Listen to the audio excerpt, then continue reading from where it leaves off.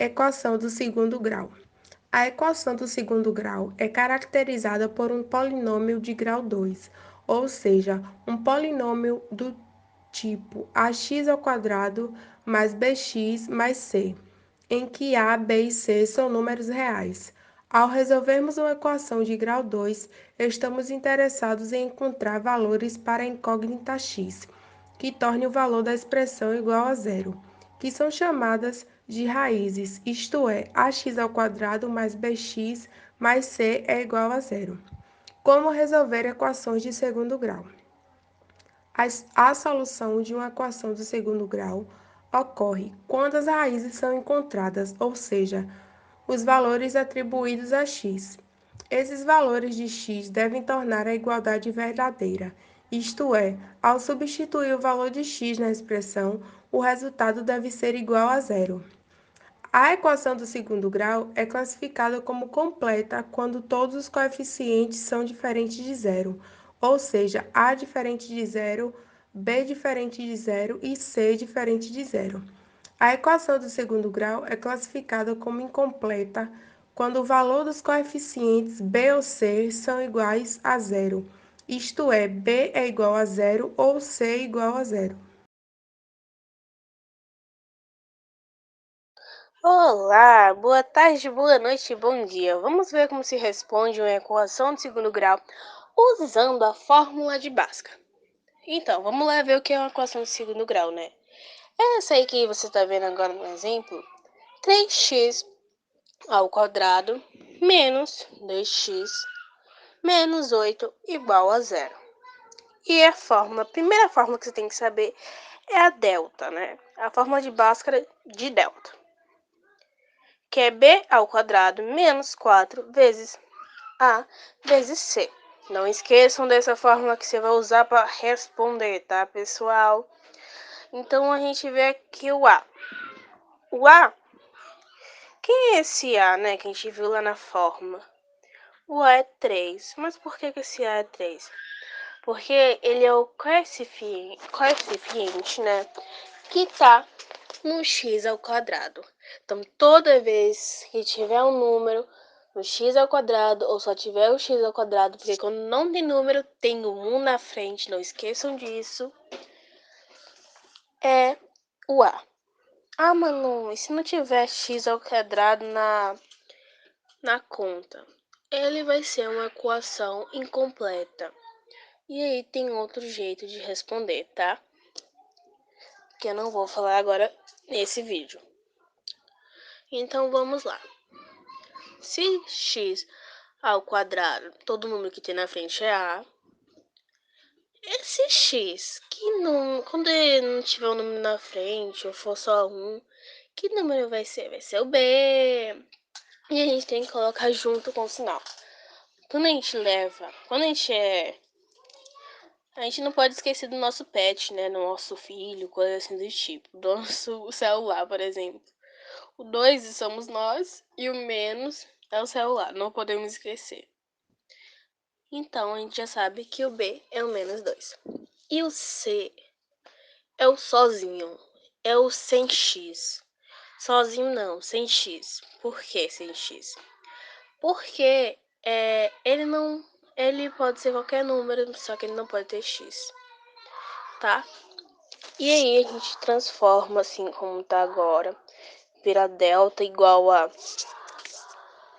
que a gente transforma só, a gente já aprendeu que coisinha é quem, então a gente só coloca na forma que tem que responder. Lembrando, sempre coloque com parêntese, porque senão não pode misturar, tá? E aí a gente responde, a gente vê que delta é igual a 100. Não vou me entrar muito nisso, porque isso é só substituição. Substituição é fácil. E depois a gente vê, né? Eu vou botar essa imagem aqui, eu botei x menos b mais ou menos delta, raiz de delta sobre 2a. A gente já sabe quem é a gente já sabe quem é esse menos b, a gente já sabe quem é esse delta e a gente já sabe quem é esse 2a. né? Pelo menos você sabe que esse A e o B e o delta. Esse 2 é fixo, tá? E se você não quiser, você pode colocar também de uma forma maior, eu posso dizer assim, a expressão toda, b ao quadrado menos 4 vezes a vezes c, tá? Então, gente, vamos continuar, né? A gente tem x, a gente quer descobrir quem é x, e para descobrir quem é x, a gente tem que fazer essa fração aí, menos b mais ou menos raiz de delta sobre 2a. Esse 2a é igual a 2 vezes a, tá? X, como a gente já descobriu quem é B, quem é delta e quem é a gente vai substituir, né? Lembrando, para quem saber substituir. Lembre do parêntese para não se embaralhar. Então, a gente já sabe que B é menos 2, delta é 100, o 2 continua 2 e o A é o 3, né? Então, a gente vai fazer a fração sem sinal nenhum, só fazendo os que tem que fazer mesmo, que deu 2, 10 e 6. Então, a gente vai agora fazer num jeito negativo, né? Com menos. A gente vai diminuir. Fica 2 menos 10, que é igual a 8, e 6 continua 6, porque não tem nada para ele falar, não. Que fica 8 sobre 6, que dá para simplificar, que fica 4 sobre 3. O x2, né, que a gente vê aí, é o somando, que fica 2 mais 10, que é igual a 12, e o 6 continua o 6, que dá para dividir, que é igual a 2. E esse é o assunto, espero que tenha entendido. Soma e divisão das raízes. A soma e produto é o método usado para calcular as raízes das equações de segundo grau, sendo, portanto, a variação da fórmula de Bhaskara. Esse método estabelece duas relações entre as raízes e os coeficientes da equação. Como já sabemos, a forma geral da equação de segundo grau é ax elevado a 2 mais bx mais c igual a zero. Divisão das raízes quadradas. É basicamente igual à simplificação de uma fração. O segredo é relembrar que é preciso dividir coeficientes por coeficientes e radicandos por radicandos. Além disso, não se pode ter uma raiz quadrada no denominador. O volume do prisma. O volume do prisma é calculado pela multiplicação entre a área da base e a altura. O volume determina a capacidade que possui uma figura geométrica espacial. Então, vale lembrar que geralmente ele é dado em centímetros cúbicos ou em metros cúbicos. O volume do cilindro. O volume do cilindro é o tamanho da sua capacidade. Sabe-se que o cilindro também é conhecido por prisma circular e é uma figura da geometria espacial com base em forma de circunferência.